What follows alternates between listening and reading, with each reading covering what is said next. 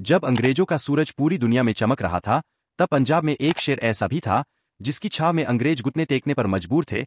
महाराजा रंजीत सिंह।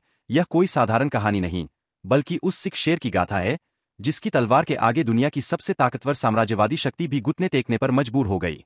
18वीं शताब्दी में पंजाब में सिख मिसलों का शासन था। ये अलग अलग छोटे छोटे समूह थे जो एक दूसरे से स्वतंत्र थे। लेकिन महाराजा रंजीत सिंह ने 1799 में सिर्फ 19 साल की उम्र में लाहौर पर विजय प्राप्त कर सिख साम्राज्य की नींव रची। उन्होंने बिखरी हुई सिख मिसलों को एक ध्वज तले संगठित कर दिया। उनकी अगुवाई में पंजाब एक मजबूत शक्ति बन गया, जिस पर अंग्रेजों की भी हिम्मत नहीं हुई हमला करने की।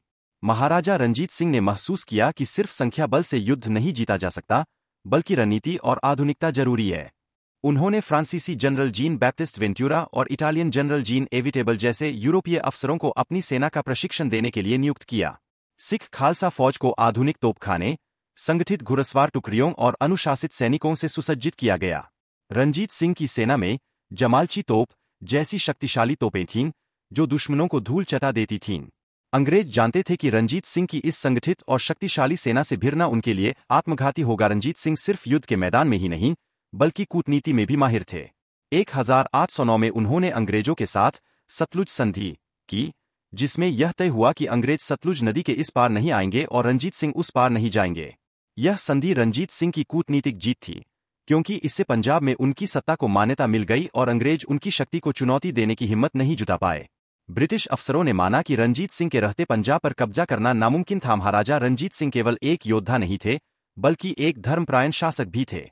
उनके शासन में अमृतसर का स्वर्ण मंदिर, हरिमंदिर साहिब, को स्वर्ण से मरवाया गया। उन्होंने पंजाब में धार्मिक सहिष्णुता का वातावरण बनाया। हिंदू, मुस्लिम और सिख सभी धर्मों को समान सम्मान मिला।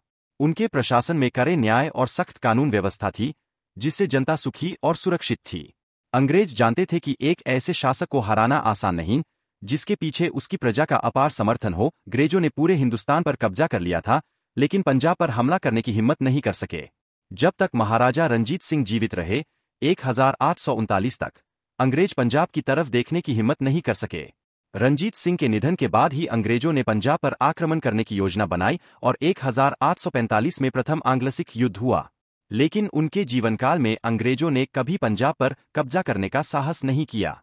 महाराजा रंजीत सिंह की यह गाथा आज भी हर सिख के लिए एक प्रेरणा है। जब तक सिख एकजुट थे, अंग्रेजों जैसी महाशक्ति भी पंजाब को नहीं जीत पाई।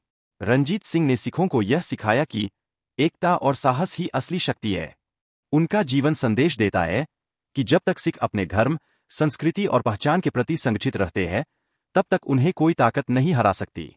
भाइयों और बहनों, यह कहानी सिर्फ इतिहास नहीं, बल्कि हमारी पहचान, हमारी विरासत है। क्या आपको भी लगता है कि आज के समय में हमें महाराजा रंजीत सिंह के साहस और एकता से सीख लेनी चाहिए? अपने विचार कमेंट में जरूर बताएं। वीडियो को लाइक करें, शेयर करें और चैनल को सब्सक्राइब करना न भूलें।